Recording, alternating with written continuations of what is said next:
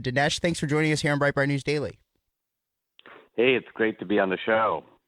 So I wanted to talk to you about because this has been a big topic yesterday, today, and at last night's rally with President Trump and Senator Cruz in Texas. This was the first thing that came up. It is in Mexico right now. There is a huge caravan of thousands of migrants from Central America who are bearing down on our southern border. What are your thoughts on this migrant caravan? It seems to me like it's an invasion. They're waving foreign flags. There's criminals contained throughout. There are people who've been previously deported. What are your thoughts on this caravan? Well, my first thought is it seems really odd that a fairly large number of people, in the thousands, would decide kind of all at the same time to march 2,000 miles to the United States and try to get in. This looks to me cooked up, orchestrated, paid for. I say that because there's no famine in Honduras that is creating a flood of refugees. This is just a very odd thing to happen right before the election, and it looks like it's been orchestrated. I can't prove that, but the proof is in the coincidence or the oddity of all these people making an independent decision. Also, they're making a somebody is giving them shelter for the night. They're getting security and medical care. So something is subsidizing this caravan on its way to the United States. Now, I agree. If for the United States to let this in without blocking it, I mean, hopefully it'll be blocked in Mexico. The Mexicans did say something to the effect that they would do that, but they don't seem to have done it yet. And I think Trump is very. I was at the rally last evening. It was fantastic. You know, a piece of Americana. I was my first political rally and my first chance to see Trump in his element up close. And he seems very determined that this is not going to be allowed in the United States. And I think politically, by the way, that's very good for him and for the Republican Party. hmm And so the rally last night. I mean, there were I don't know, thousands and thousands of people outside. There were apparently thousands that were camping out the night before to get in. This was probably the biggest rally that we've seen in his administration. What was the energy like there? I didn't know you were there. That's pretty amazing. What was the energy like in the room? What was the crowd like? I mean, tell us about the rally in Houston there. This was a rally that to me showed the unification of the Republican Party because the Trumpsters were there. There were people in MAGA hats and Trump outfits and so on. And we saw those guys during the campaign. But there were also a lot of traditional Texans, traditional Republicans, a lot of GOP VIPs. And this is important because some of these people were resistant to Trump. And of course, a lot of them were for Cruz, but against Trump in 2016.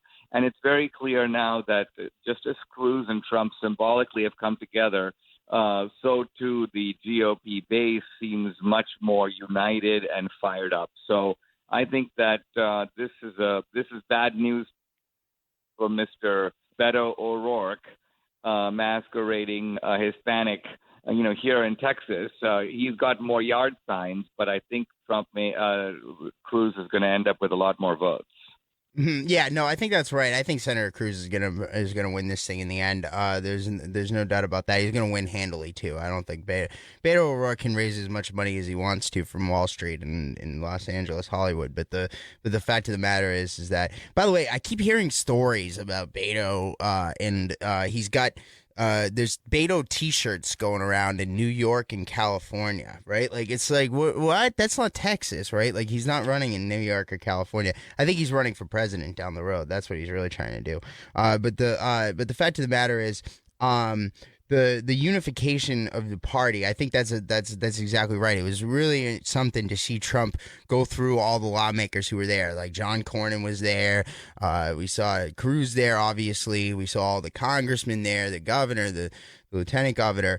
It was really something to kind of see the team together here, because what we face on the other side of the aisle, and you know this better than anybody, is the mob. Right? I mean, look at how the left is behaving, how they behaved during the whole Kavanaugh hearings, and that's not unique to Kavanaugh. That's how they're going to be if they get any power. So, can you tell us about what are like some of the stakes in this midterm election? Because I think that's the important thing. That's what's really brought the team together here.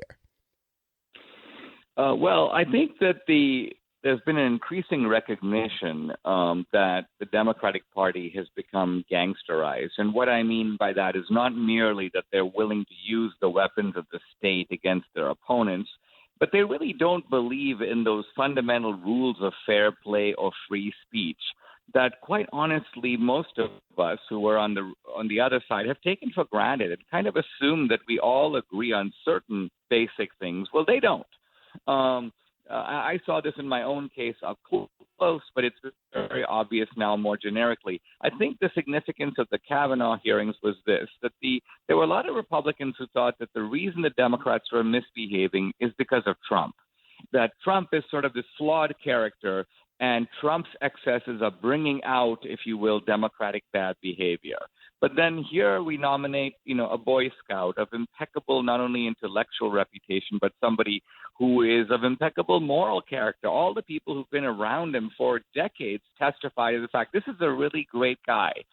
And the left went after him with an unbelievable venom, and that showed the ordinary Republican that no one is safe, that the animus is not merely against Trump, it's really against all of us, and that's why we have to come together, really just as the Republicans did in 1860, that was going on the other side. Yeah, no, I agree, and I think we're seeing that in a lot of places across the country, and we saw and you kind of saw this almost unification during the whole Kavanaugh hearings. I mean, some of the heroes that we saw on the Republican side out of that. I mean, Susan Collins' speech on the floor of the Senate was like Cicero in the well of the Roman Senate. I was cheering her on the whole way through. I was shocked to hear her give that amazing speech. Lindsey Graham. These are people that we've disagreed with from the conservative side of the party, and inside these intra-Republican Party squabbles over the course of the past several years. But the fact of the matter is that we recognize that on the other side is a mob that is sometimes violent. That if they get power, I mean, it's going to be dangerous for Americans. One of the great achievements of Lincoln in 18 spine of the Republican Party, which was very weak-kneed because of the fear of secession and the fear of ongoing secession, and the accomplishments of Trump has been to create the new Susan Collins, the new Lindsey Graham. I mean, this is a Trump accomplishment. Trump has actually held firm at a time when Republicans were going weak, and the Republicans have seen Trump do that, and they've seen that, you don't have to kowtow to the media. You don't have to run for cover every time you're attacked. You can actually run toward the attackers. And sometimes that's the best strategy, to be on the front line and to do that. And I think it's fun to see Republicans who get the message now. And I think if Trump is reelected, we'll see a completely different Republican Party in 8 years than we did at the beginning. Mm-hmm. Yeah, and I think that's a refreshing thing. I think that's what the Republican Party needed, was they needed this kind of a jolt, and we saw them kind of lagging there throughout the Obama years. But the fact of the matter is that there is, in 2 weeks from today, there is on November the 6th, there's an all important midterm election. Obviously, Senator Cruz will face re-election down in Texas. I think he's going to defeat Beto O'Rourke or Robert Francis O'Rourke. Let's call him by his real name, Robert Francis O'Rourke. He's not a Hispanic. He's not Beto. He's Robert Francis O'Rourke. Senator Cruz will defeat Mr. O'Rourke very handily on that one. But a number of other senators and congressional races are coming up on November 6th. Republicans have a very narrow path to potentially holding the House majority. What do you think happens on November the 6th? Do Republicans pull this thing off? What do they need to do to get there? I'm hardly a kind of professional prognosticator on this, but I am sort of on the front. The level of enthusiasm on our side, and it's pretty strong right now. I think, ironically, this not only was Kavanaugh in the fire, but this caravan thing has backfired on the Democrats. I mean, look, anyone who looks at this kind of, unknown horde moving inexorably toward us has got to think, A, where are the rules of the game?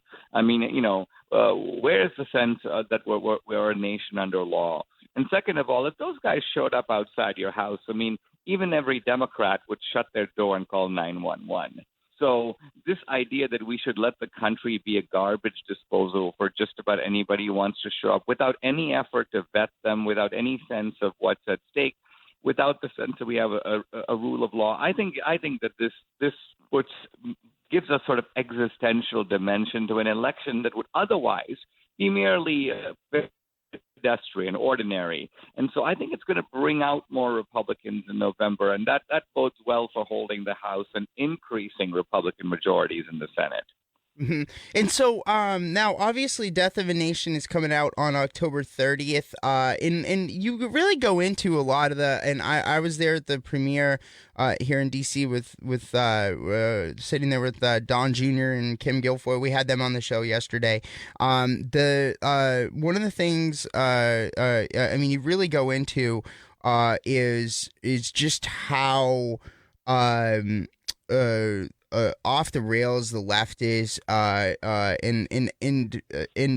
to the point where they've really tried to put forward whatever they can to try to derail the momentum that we're seeing on the grassroots movement on the Republican side in the era of Trump. Can you tell us a little bit about the film and then where people can go to see it and get a copy? Yes, the film derails the two big left-wing narratives on fascism and racism. I mean, the fascist card and the race card have been the two incendiary cards the Democrats have been playing against, not just against Trump, but against conservatives for a while now. And both are based on a big lie. And the film unravels the lie, not just historically, but it shows that the real fascists and racists, even today, are on the progressive left and not on the Republican side. No, the parties did not switch sides. No, the fascists weren't in bed with the Republicans. They were actually in bed with FDR, at least in the early 30s.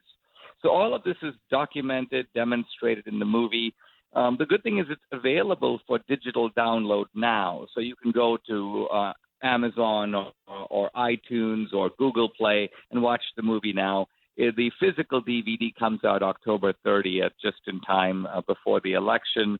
So I'm very excited about it. The movie has done well in the theater. I think it'll do even better in DVD because, more people today like to watch these movies at home. Mm-hmm. All right. Well, Dinesh D'Souza, always a pleasure. Thank you for joining us here on Breitbart News Daily.